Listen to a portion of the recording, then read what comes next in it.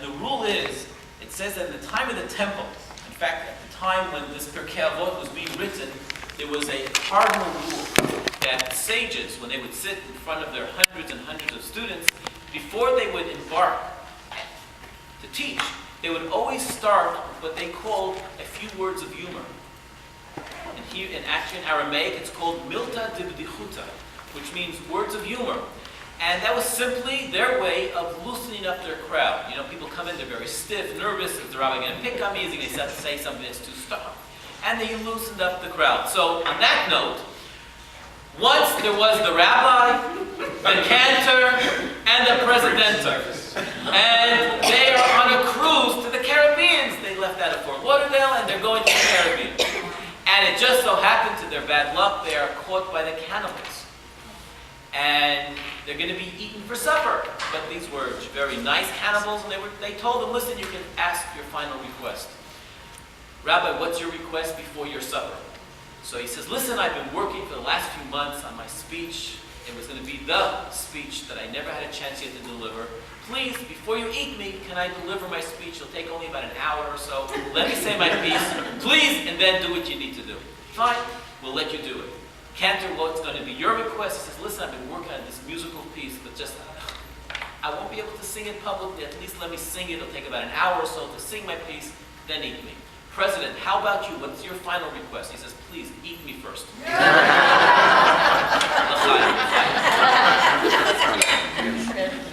Okay, now that we're all on the same page. Good. Obviously, you open up your Pirkei Avot, you open up this book, Ethics of Our Fathers, it's full of descriptions and issues relating to Torah. This is what you should do to earn the merits of Torah. This is how you should preserve Torah. This is how you should be a learner of Torah. This is how you should... I'm going to tell you something that I put my money on. Most scholars, let alone average people, are not aware of. One of the most fundamental rules of being a scribe is actually derived from Pirkei Avot. Practically the cardinal rule of being a scribe comes from this book. And it's nothing of what any of you ever heard of. And in fact, I would suggest most scholars never really put the two together. But this is reality. There's a statement in the Talmud that's brought down here in Pirkei Avot. And this statement, when you read it on face value, absolutely makes no sense. And the fact is that I remember when I was going through yeshiva, and I read this as part of my overall learning. You know, I'm a yeshiva buff, and I know how sometimes things are practical, some are real, some things are figurative, some are spiritual. You have to be able to know how to gauge what you're learning, right? So I read this piece, and I thought, oh, okay, yeah. It was only many, many years later, when in fact I now became a scribe, that it all became crystal. The statement goes as follows. It's a proclamation. It does not give any room for gray area. Oops. I'm sorry. We should all do this. I usually do this before. Then I didn't think I had reception, but that's okay. The statement goes as follows. Every person, men, women, and children, it says the following, and it's an order. Al tamin ba'atzmecha ad yom motcha. Translation, please. It means every person, thou shalt not trust yourself until the day you die. This is a statement. Try this again. Do not trust yourself. Al ta'amin, emunah, faith. Have no faith in yourself. Do not trust yourself until the last day that you're living. Come on. Yeah, you know, so that's why I said there's probably a lot of gray and education and commentary. You know, you got to understand really what flavor you were talking about. It says it very clearly. And I remember going through this and reading this many times, and it made no sense to me. I'm going to take somewhat of the long end to get to the answer to what it really means. With your permission, I'm a bit of a storyteller. I'm going to share with you a little story. The story is based, in fact, on my becoming a sofer. As I'm sure you all know, to become a scribe, you cannot go to a school. There's no school that teaches scribal art. There's no class, no yeshiva. So how does one become a scribe? There's only one way, and that is to become an apprentice. You have to find another scribe who has the time of day for you, willing to spend time with you and teach. Fine. So I found my teacher and I'm sitting and learning. Now, traditionally, to become a scribe can take a very long time because it's not only the knowledge, the wisdom. In fact, just to be able to write one little mezuzah scroll, there's just shy of 5,000 Jewish laws that is so fast to get tested on. Just to write the little mezuzah. How you do it, how you don't do it, whatever. Forget about it. Torah and all the other things that come along. Then, even if you were the biggest scholar, if you don't have the talent in your hand, it's what we call in Hebrew a bracha levatala. It's a wasted blessing. You can't do nothing.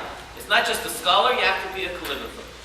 I was very lucky to be able to jump into it. I was a bit of an artist from a very young age. I was a fish in water. I was going into it. Now, here's an interesting question that, again, not many are aware of. There are four main things that a sofer can write. What are the four main objects, if you will? Torah. What are the other three? Ketubah. Mezuzah. What else? Ketubah. No, ketubah does not have to be actually scribed by, it can be typed, not necessarily. We have Torah, Mezuzah, Megillah, and Tefillin. Fine, those are the four. Now, out of those four, what would you think is the first one that a scribe would train to write? No? Megillah. Anyone else? Tefillin. Do I hear mezuzah? We have mezuzah. Do I hear a Torah? Okay. I'm going to give you the way to find out the answer. The first thing that every scribe is trained to become is, and by the way, this is a training that from the day go, it's constantly in the back of your mind. You're being hounded on this one, and you're nailed if you mess up in this. And that is, a sofer is being trained how to be perfect and not make mistakes. That is what a sofer is training to do. How to write and not make mistakes. And you can take 3 months, you can take 6 months, you can take 2 years, or as long as it takes. Why? Because we're trying to get to the point where, God forbid, we will never make a mistake in writing God's name. That's the bottom line. If you had to make a mistake, so you come in to write God's name. I mean, this is the holiest, the most precious. This is the pinnacle of who we are. To be able to take a quill in hand and have the right thoughts and write God's name, and it has to be perfect. Surely, as we know, if a mistake is in God's name, let alone the sofer wants to stab himself, but you can't fix it, and you can't erase it, and you've desecrated it. It's like, whoa. So we are training ourselves not to make mistakes. Which of those four you cannot make a mistake in God's name in it? It's the Megillah. The Megillah does not have God's name. So as a result, the sofer can write 1, 2, 10, 30 Megillot, and he can make as many mistakes in the training process. You have not come anywhere close to making a mistake in God's name. Therefore, your teacher will be instructing you in the process to write a Megillah. And only when the teacher is satisfied that you're not making mistakes can you then embark to write your first mezuzah. That's the framework of this story. So I am writing my first Megillah. I'm an 18-year-old. I'm in yeshiva in Israel. Writing a Megillah.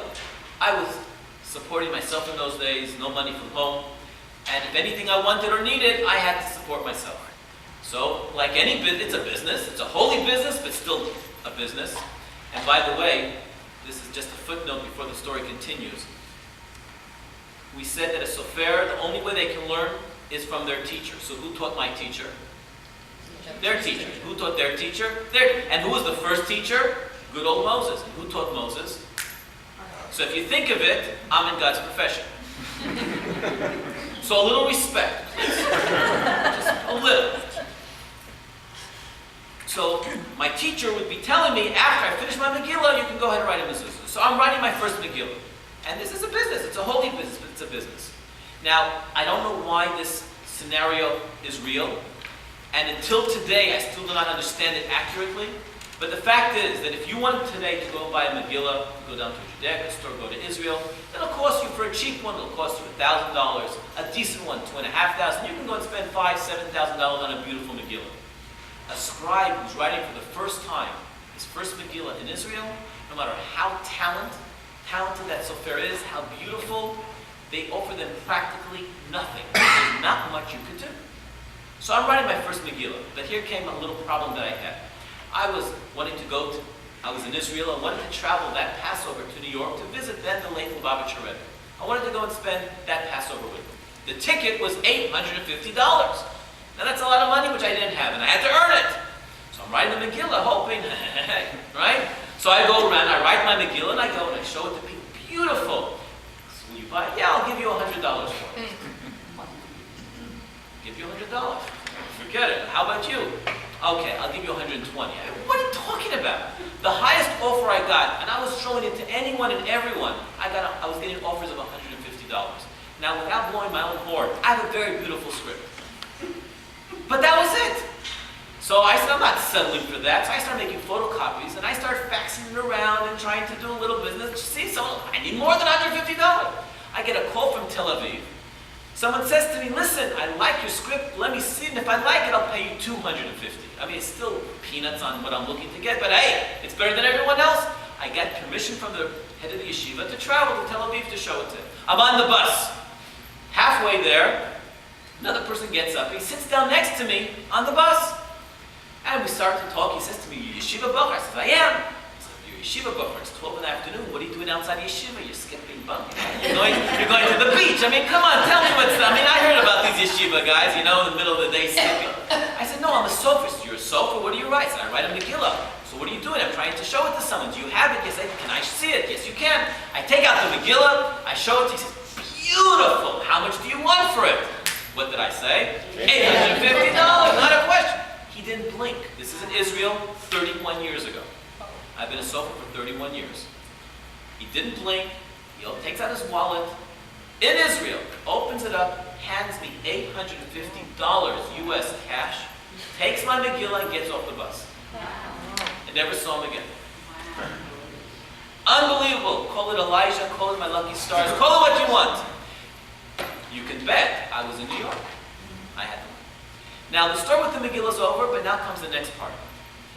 My teachers, who had obviously looked at my Megillah, says, Moshe, my first name, you are ready to go ahead now, and you do not have to write 10, 20, 30 Megillot. You can go ahead straight away. You can write your first mezuzah scroll.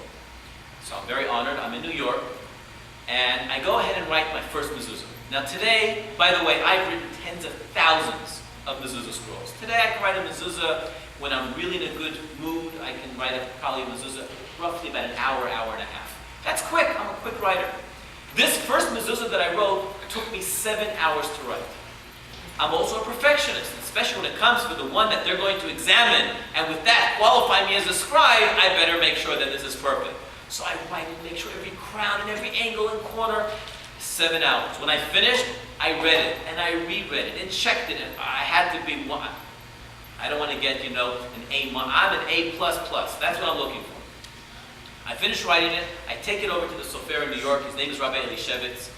And I give it to him. I says, please take a look at it. Report back. And if he's happy with it, it's in Yiddish, it's called, he writes it settle, a note. And with that note, you can go then to the panel of rabbis who will now go and test you on the laws. And between your script and your test, they'll give you the stamp of a scribe. Good. He calls me up a little while later and says, Moshe, I have good news and I have bad news. I said, what's the good news? He says, the good news is, for a first mezuzah, it looks like you've been writing for 20 years. It's beautiful. I said, thank you. I appreciate that. Well, I said, what's the bad news? He said, the bad news is the mezuzah is pasul, it's not kosher, nothing you can do with this. What are you talking about? Not kosher. He said, come and see. What do you mean come and see? I ran to him. He hands it back to me. He says, here, take a look. I look at it. I read it from beginning to end. I don't see anything. He says, read it again. I read it again. I look through it. I take a little bit longer. He says, read it 3 times. He made me look over it. And I'm this time really, I said, you're pulling my leg, right? You're just trying to, deflate my arrogance and pride of who I am right now, right? It's perfect. He says, no, it's not. You missed the letter. Now, I was 18 years old. They say cowboys don't cry. I burst out crying. And can you imagine? I'm extremely distressed. Well, you say, oh, is it just my pride that was hurt? It's not the person who studies for so many years and goes and finally writes the test for graduate school and he fails. It's much worse than that. Yeah, write again. But in this case, you have to remember that, as we mentioned, this is God's work. And when you write a mezuzah, you're not just writing it for a beautiful thing that you're going to have on your own door. One day, you're going to buy maybe my mezuzah. And my mezuzah is meant to be a source of blessings for you. And if I mess up and I couldn't even see it, that's bad news. I'm going to be giving you something that's not recognized as kosher, therefore not fulfilling whatever it's supposed to do. And I was really upset.